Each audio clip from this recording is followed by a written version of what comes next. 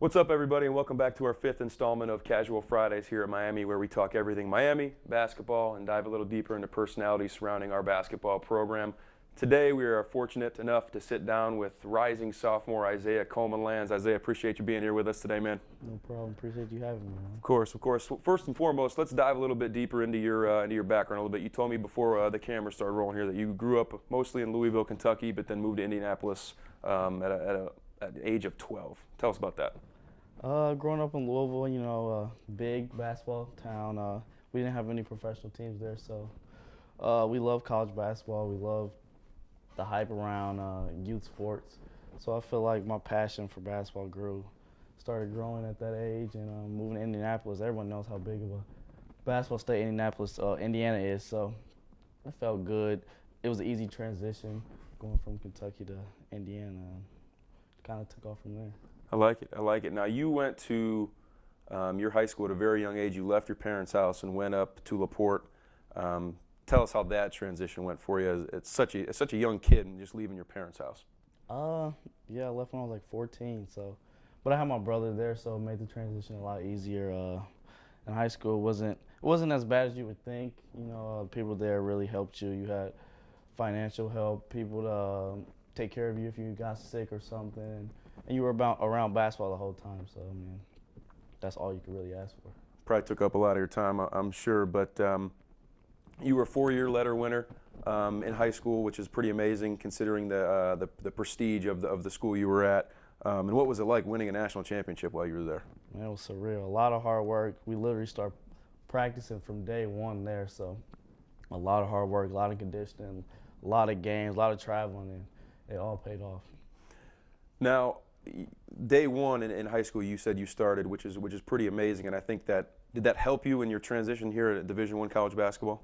Most definitely. Like, being mentally prepared to get right after it is very important, especially because in the summer, from the first day you come on campus, you right in conditioning, right in the workout. So I was already kind of aware of what was going to go on and the work that I had to put in to thrive and to make my statement as a player. Awesome. Now, as you mentioned before, growing up in Louisville, Kentucky, and then moving to Indianapolis, Indiana, two huge basketball areas. Your family is you got a huge family tree of just hoopers, right? Can you give us a little rundown of how many and where they all are? Yeah, I got a cousin that plays in school in Texas. My brother plays school in Chicago. My little cousin's a young prospect. He's doing too well. He's doing pretty well and very highly recruited. My uncles played. It's a very competitive family. We all think we're the best shooter, best dribbler, best player. So there's a lot of healthy competition going on, and we love to just banter back and forth about. Is there ever a pickup game at family reunions? I mean, it's a lot of one-on-one. I mean, we don't really like playing on teams because we always want to be the best single-handedly, but we like to shoot in games, try to play one-on-one. It's never teams, though. I'm not really sure why, but. I like that. I like that. Make your statement in a one-on-one game. That's pretty cool.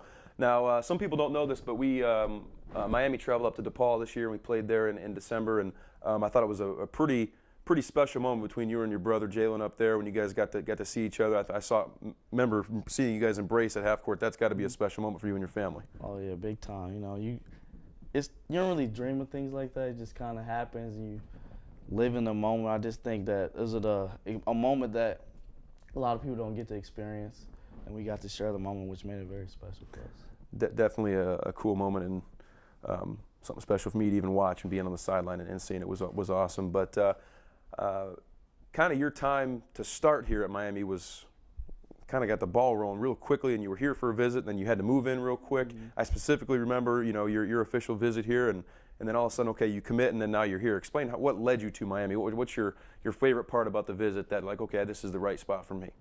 I would have to say playing with the guys. It was I felt very comfortable in the atmosphere, healthy competition. They didn't make me feel like excluded, I actually felt like I was here already. So it was pretty easy decision. And obviously Coach Owen recruited my brother, and so my family kind of knew about him before. So we knew what type of guy he was, what type of morals he had, character. So the decision wasn't very hard for me, just a moment of time. Absolutely. We're obviously extremely excited that you're here and running back at the year 2 with the Redhawks. But what's your favorite thing after being here for a year about Oxford? Ooh, favorite thing about Oxford?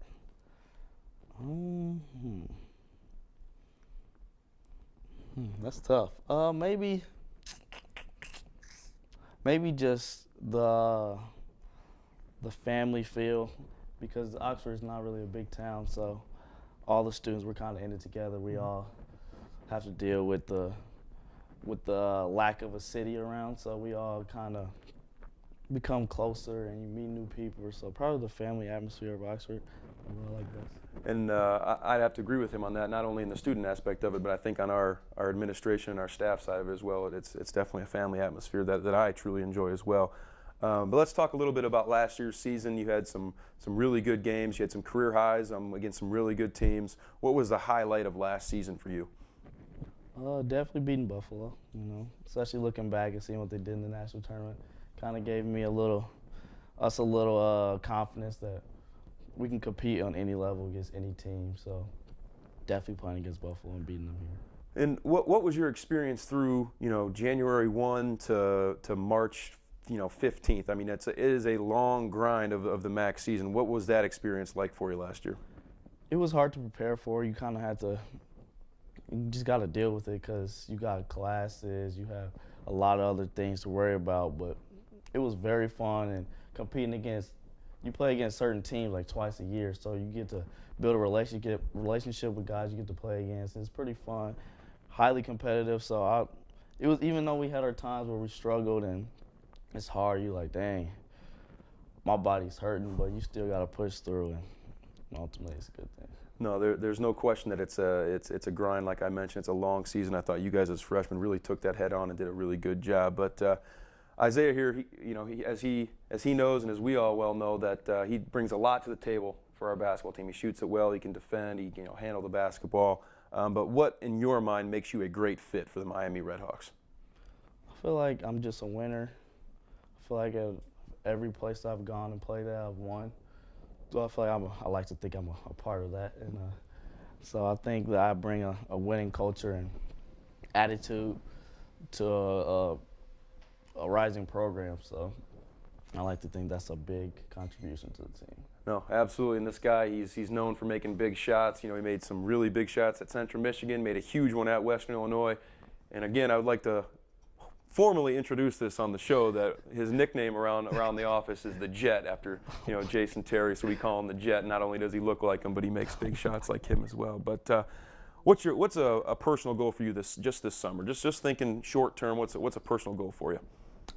Summer, definitely getting bigger and stronger, faster, better ball handling, basically, and building the chemistry up in the locker room, because we have new guys here and young guys to be ready to play. So personally, I think I should do a better job of leading and kind of just helping the team glue together.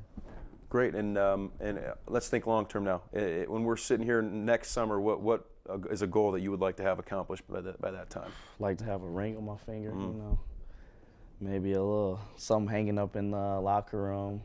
Definitely something in the stands, a little net around my neck or something, maybe some more. Yeah, absolutely. If that isn't the goal every year, then what are we doing here? That's awesome. That's a great goal to have. All right, Isaiah, I got some rapid fire questions for you. You got to answer the first thing off the top of your head. All right. Question number 1: Netflix or Hulu? Netflix. PlayStation or Xbox? PlayStation. Indianapolis or LaPorte? Oh, Indianapolis. Indianapolis. Who's the funniest guy on our team? I gotta go with Bam. Big Bam Bowman. Yeah. All right, the home whites or the road red uniforms for Miami? Whites, definitely. Love the home jerseys. The crispy white uniforms. Man. Isaiah, appreciate you coming on. Thanks for your time, man. Thank you. Come fly with us next week as we sit down with assistant coach Kenny Lowe.